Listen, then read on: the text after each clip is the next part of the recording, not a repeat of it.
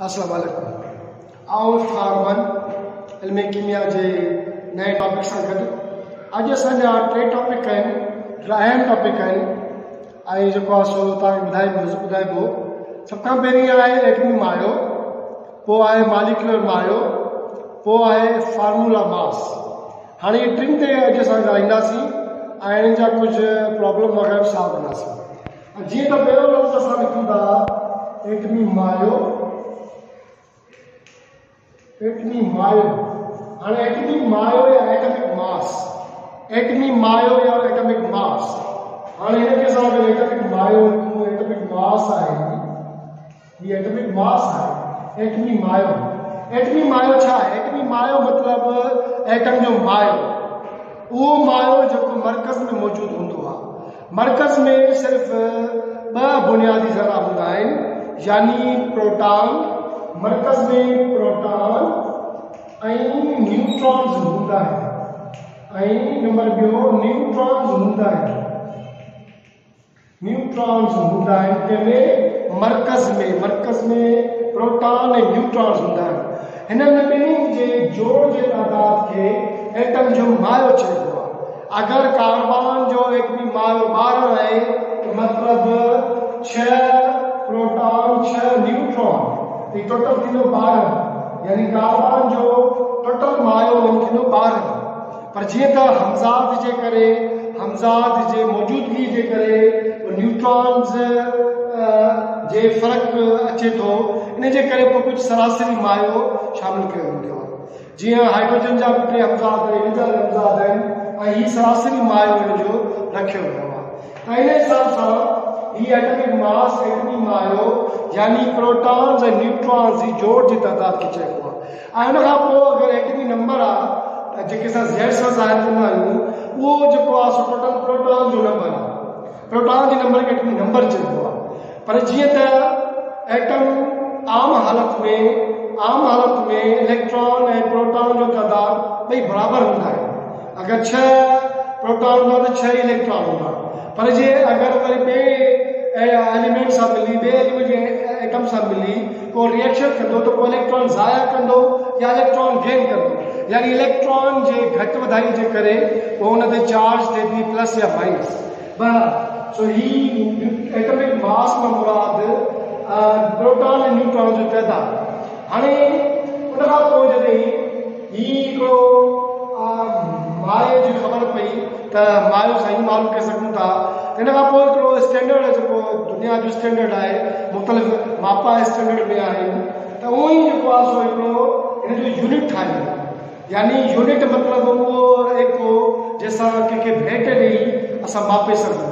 असां जीअं त वटि रखंदा आहियूं, वटि जे पासे में ॿियो को असां ठोस शइ रखंदा आहियूं, सख़्तु शइ रखंदा आहियूं। जीअं अटो आहे, 10 किलो अटो आहे त किलो ग्राम आहे केजी, यानी उनजी जेको आहे सो वज़न आहे उहो किलोग्राम, मास जो किलोग्राम केजी जो।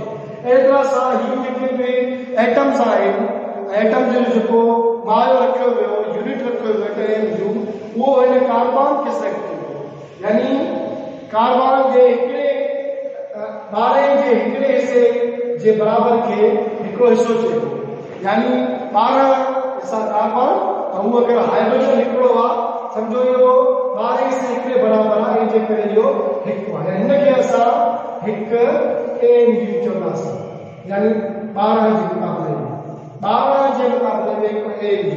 हाइड्रोजन जीअं त हिकु आहे, 12 जे मुक़ाबले में हाइड्रोजन हिकु आहे, हाइड्रोजन हिकु आहे, इन करे ही हिकु AU आहे, ही हिकु AU, यानी हाइड्रोजन जो एटमी मायो, atomic mass unit, atomic mass unit यानी एटमी मायो यूनिट, एटमी मायो यूनिट वो हिकु आहे हाइड्रोजन जो। कार्बन जो 12 आहे, हाइड्रोजन जो हिकु आहे। अहिड़ी तरह सां ॿियनि जा बि AU हिननि कार्बन जे भेट सां करे, 1/12 सां करे उनजा सेट कया, छो जो हमज़ाद जे करे ई जेको आहे सो ही हिकिड़ो एवरेज जेको आहे सो सरासरी मायो रखियो वियो आहे। किथे न्यूट्रॉन जी तादाद में फ़र्क़ु थिए थो। हाइड्रोजन जो जीअं आम जेको आहे एटम, उहो त यानी आम आहे जेको यानी प्रोटम आहे, को ड्यूटम आहे, को ट्राइटम आहे, त इन में फ़र्क़ु अचण जे करे सरासरी हिकु आहे, न त हीउ हिकु खां घटि आहे पर लॻभॻि हिकु जे कहिड़ी हिसाब सां हिन जो मास यूनिट मतिलबु इहो स्टैंडर्ड आहे मापे जो। हाणे जॾहिं असांखे जॾहिं एटॉमिक मास यूनिट मुख़्तलिफ़ अक़सनि जा मिली विया त पोइ असां आराम सां हीअ ॿ शयूं या ॿियो कुझु असां मापे सघूं था। हाणे हिन खां पोइ असां पहिरियों टॉपिक ॿियो असांजो आहे यानी मॉलिक्यूलरी फार्मूला या मॉलिक्यूलर मायो ऐं ॿियो आहे फार्मूला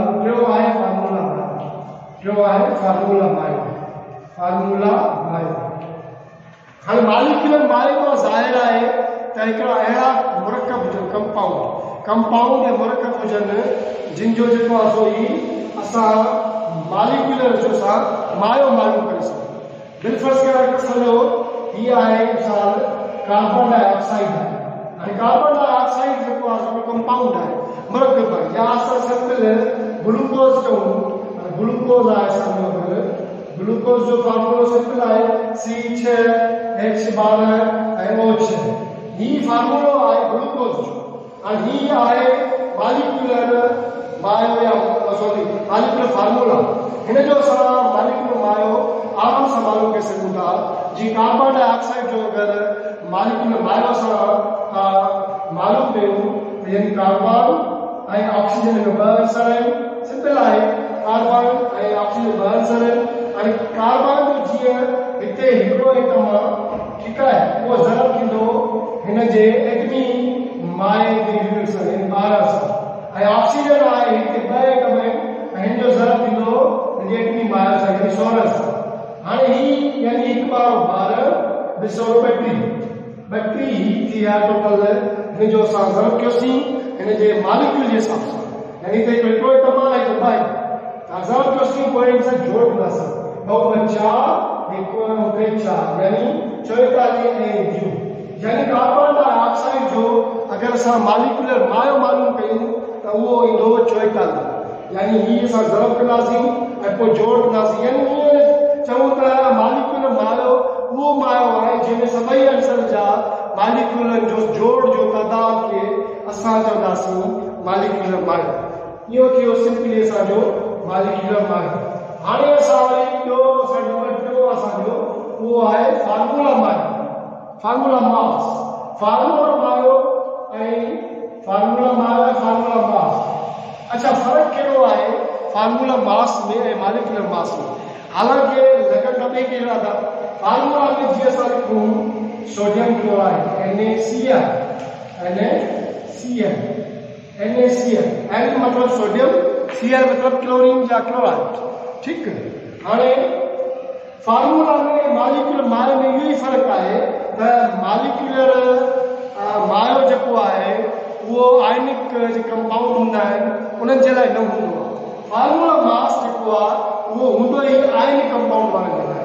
यानी आयनिक वारा असां मॉलिक्यूलर यूज़ कंदासीं, असां फार्मूला मायो यूज़ कंदासीं।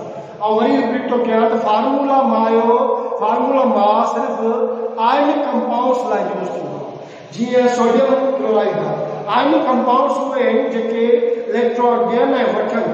जीअं सोडियम इलेक्ट्रॉन ॾींदो आहे ऐं क्लोरीन इलेक्ट्रॉन वठंदो आहे।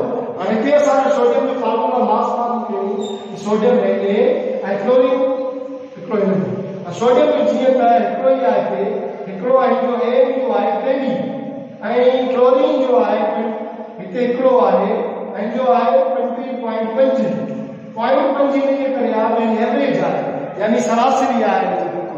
त असां इहो जोड़ंदासीं त हीअ यानी 5.8 ही 0.5 ऐं 2.5 यानी 58.5 AU सोडियम क्लोराइड बनी थींदो। यानी सोडियम क्लोराइड 58.5 इहो जो आहे फार्मूला मायो। अॼु तव्हां चङी तरह सिखियव त हीअ एटमी मायो, एटमिक मास यूनिट, मॉलिक्यूलर मायो ऐं फार्मूला मायो ऐं इन्हनि में सिंपली फ़र्क़ु, यानी बिल्कुलु इहो आसान आहे। हाणे वरी ॿिए टॉपिक सां गॾु ॿिए कंहिं वेठो।